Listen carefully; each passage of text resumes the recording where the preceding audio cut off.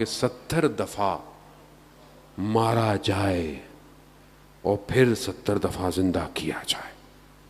ماں ترکتو کا یا حسین، آپ کو نہیں چھوڑیں گے مولا. کیوں؟ وجہ یہ ہے کہ سمجھ میں آ گیا کہ اصل زندگی اور حیات امام ہے،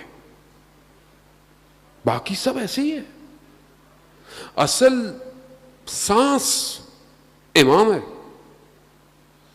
اگر امام تک میں پہنچ گیا تو بس پھر اس کے بعد یہ ہے کہ میں پھر مجھے کوئی غم ہی نہیں ہے. حضرت دنیا تو چھوٹی سی دنیا ہے. دنیا کے بعد جو جتنے بھی عالم ہیں، قرآن میں ارشاد پروردگار فرماتا ہے کہ تم وہاں ہم فیہا خالدون، تم وہاں ہمیشہ رہو گے. تو جہاں تم نے ہمیشہ رہنا ہے وہاں کے سردار کون ہے؟ کون ہے سردار؟ جانتے یہ ساری باتیں ہم ہیں جانے محترم، لیکن یقین نہیں ہے. یقین، حق الیقین ہونا کہ میں جا رہا ہوں، مجھے پتا ہے میرے بدن کے ٹکڑے ہو جائیں گے لیکن میں مروں گا نہیں. میں تو ہمیشہ زندہ ہونے کے لیے جا رہا ہوں. خود تبھی پھر لوگ بڑھتے ہیں، تبھی پھر لوگ آگے نکلتے ہیں. اور آپ کے سامنے دنیا مثال ہے. آج تو سوشل میڈیا کا دور ہے آپ کے سامنے. اب تو کوئی ایسی بات نہیں ہے کہ آپ کو نہیں پتا یا آپ تک نہیں پتا ہوتی. اب آپ دیکھیں آپ کے سامنے قاسم سلیمانی کی مثال، ایک جنرل جو کہ کسی ملک کا نہیں ہے. یہ بھی لوگوں کے ذہنوں میں آتا ہے کہ وہ شاید کسی ملک کا ہے. نہ، کسی ملک کا نہیں ہے، وہ امام زمانہ کا جنرل تھا. تو آپ اسے باہر آئیں، ملکوں سے باہر آئیں عزیزان محترم. دنیا جمع ہو کر اسلام کے مقابلے میں جمع ہو رہی ہے اور آپ کو ڈر لگتا ہے. آپ ملکوں میں بٹے ہوئے ہیں، آپ لسانیت میں بٹے ہوئے ہیں، وہ شیعہ سنی میں بٹے ہوئے ہیں. کس چیز کے لیے بٹے ہوئے ہیں آپ؟ انسانیت تباہ ہو رہی ہے. آپ نے ان کو انگلی پکڑائی، انہوں نے آپ کا ہاتھ پکڑ لیا، ہاتھ پکڑ لیا، آپ گھر سے باہر نکل. یہ راضی نہیں رہے گا دشمن. اسی لیے امام خمینی نے کہا تھا کہ کبھی خوش مت ہونا، اگر یہ تمہاری مسجدوں کے باہر گلدستے بھی رکھ لینا تو ان سے کبھی خوش مت ہونا. کیوں؟ کیونکہ جانتے ہیں کہ یہ اسلام کے دشمن ہیں. ایک جنرل جو امام زمانہ کے لیے کئی دنیا کی حکومتوں کو کنٹرول میں لیے ہوئے، کیا کیا؟ مار دیا اس کو، خوش ہو گئے، مر گیا. وہ کیسے مرے گا؟ وہ قرآن کہہ رہا ہے وَلَا تَحْسَبُنَّ الَّذِينَ قُتِلُوا فِي سَبِيلِ اللَّهِ. تم گمان نہ کرو، ماننا تو دور کی بات ہے، خدا کہہ رہا ہے گمان نہ کرو کہ جو اللہ کی راہ میں مارا جائے، بل احیاء، بلکہ وہ زندہ ہے، عند ربہم یرزقون، اور اللہ کے نزدیک رزق پا رہا ہے، رزق پا رہا ہے. اللہم صلی علی محمد وآلہ. خوب، اس میں مر گیا نہیں، زندہ ہے. کیسا زندہ ہے؟ کہ دنیا سے ظاہری طور پر جانے کے بعد روح اتنی بڑی ہو گئی کہ جو لوگ نہیں بھی جانتے تھے وہ بھی جاننے لگ گئے. جو لوگ نہیں بھی جانتے تھے وہ جان گئے. اور کتنا خوبصورت کہا کسی نے، شاید ان کی بیٹی نے بھی کہا کہ جتنا یہ زندہ قاسم سلیمانی سے ڈرتے تھے اس سے زیادہ شہید قاسم سلیمانی سے ڈرتے ہیں یہ. کیوں؟ کیونکہ اب وہ بدن کی قید سے آزاد ہو گیا ہے، اب وہ اور طاقت میں آ گیا ہے. ایسی عزیزان محترم. کیوں؟ کیونکہ وہ اپنے امام کو حاضر ناظر جانتا تھا. اسے کوئی چیز روک نہیں پائی.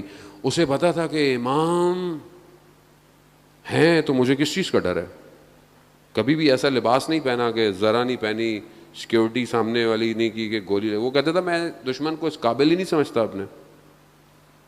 کیسے پیدا ہو جاتا ہے ایسا؟ اور دشمن کیا ہے؟ آپ ابھی بھی فیس بک پہ ڈالنے جا کے گھر تصویر قاسم سلیمانی کی، آپ کی آئی ڈی بند ہو جائے گی. کیوں بھائی؟ کیا ہو گیا ہے؟ آدمی چلا گیا، اب کیا ٹینشن ہے؟ کتنا خوف ہے. آپ نہیں سمجھ رہے میری بات کو. میں جتنا بھی آپ کو ٹرانسفر کروں, مجھے پتا آپ لوگوں نے فلٹر اتنے لگائے ہوئے ہیں کہ آپ تک جاتے جاتے ہی مجھے کئی عرصہ لگ جائے گا. یہ بات صلوات بھیج دیں محمد. اللہم صلی علی محمد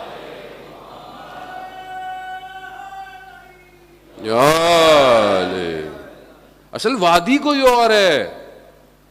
یہاں کہہ رہے ہیں صبح مار دیے جاؤ گے, یہ تمہارے دشمن نہیں ہے, یہ امام کہہ رہے ہیں میرے دشمن ہے, کاٹ دیے جاؤ گے, مر جاؤ گے. نہیں, وہ انتظار کر رہے ہیں صبح کہ کب ہماری گردن کی رگوں پر دھاریں چلیں گی, انتظار کر رہے ہیں. یہ وہیں کا شاگرد تھا, نام کی بھی لاج رکھی, قاسم, بدن کے بھی ٹکڑے کرا دیے اپنے. یہ ہے مکتب سید الشہداء. اسے ڈرنے کی کیا بات ہے؟ مرنا ہے مرنا ہے, سب نہیں مرنا ہے. اس سے اچھی موت اور ہو ہی نہیں سکتی. کیا ہو سکتی؟ بہت قریبی شخص نے خواب میں دیکھا, شہید کی شہادت کے بعد, سردار کی شہادت کے بعد, سے پوچھا کہ کیا ہوا جب آپ, کہا ہم جہاز سے اترے, گاڑی میں بیٹھے, تو کہا کیسا محسوس ہوا؟ کہا مجھے تو نہیں پتا, میں تو گاڑی میں, میرا ہاتھ باہر تھا, وہی ہاتھ جو ایک کٹا ہے. کہا بس مولا کائنات آئے, میرا ہاتھ پکڑا, مجھے نجف لے گئے. کہا مجھے نہیں پتا کہ کیا ہوا. کیوں؟ کیونکہ جو ساری زندگی جن کے لیے لڑتا ہو وہ خود آخری وقت میں آتے ہیں. عزیزان محترم, خوب ہم اپنے آپ کو امام کے سپرد کریں. ولایت علی ابن ابی طالب سپرد ہونے کا نام ہے. اور بہرحال چند گزارش سے, کیونکہ بہرحال پہلی مجلس ہے, کہ ماہ محرم جو ہے وہ یہ کسی فرقے کا نہیں ہے, کسی مذہب کا نہیں ہے. یہ انسانیت کی بقا کے لیے پروردگار نے امام حسین کو کربلا کا یہ جو سب کیا, یہ انسانیت کی بقا کے لیے.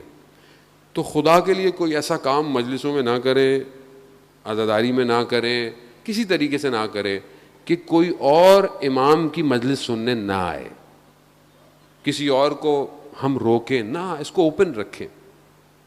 کیونکہ یہی مجلس جو ہے یہی اس آخری فرزند سے جوڑے گی جس کا بشریت انتظار کر رہی ہے.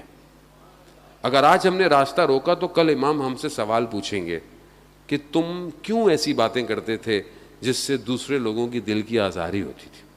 تم ہمارا ذکر کرو, تم ہمارے فضائل کرو, کہ کم ہے کیا؟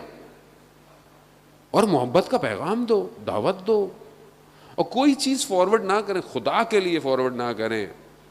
اس مہینے کے اندر اس نے یہ کہہ دیا, اس نے یہ کہہ دیا, اس نے یہ لکھ دیا, اس نے وہ کر دیا. فارورڈ کیوں کر رہے ہیں؟ فارورڈ فتنہ ہوتا ہے محرم سے پہلے, محرم کے اندر, تاکہ آپ اصلی ہدف کے بجائے, مقصد امام حسین کے بجائے ان چیزوں میں انوالو ہو جائیں.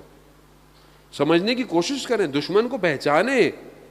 کب تک ہم لوگ بغیر شعور کے آگے چلیں گے؟ آج صبح سے ایک میسج آیا جا رہا ہے, ہر بندہ بھیجے جا رہا ہے, جنگ میں یہ چھپ گیا, جنگ میں وہ چھپ گیا. بھائی جنگ پڑھتا کون ہے؟ کسی کو کوئی بھی نہیں پڑھتا. مجھے پتا جتنوں نے بھیجا کبھی جنگ دیکھا بھی نہیں ہوگا زندگی میں, لیکن ہم نے دنیا کو بتا دیا کیا چھپا ہے اس میں. بھائی ان کا ہمیں پتا ہے پہلے سے, کیوں ٹینشن لیتے؟ آپ اپنی ذمہ داری نبھائیں. میں بہت زیادہ زوم باتیں نہیں کرتا حالات کی, لیکن مجھے کسی نے بولا صاحب بولے, شعور ضروری ہے معاشرے میں, اور اپنی اس انگلی کو نا محرم کے دنوں میں تھوڑا کنٹرول میں رکھیں. جو آتا ہے فارورڈ نہ کریں, خدا کے لیے نہ فارورڈ کریں. خود سن لیں, ٹھیک ہے, کافی ہے. اگر اچھی چیز ہے بسم اللہ, اگر ایسی چیز ہے جو امام حسین سے, خدا سے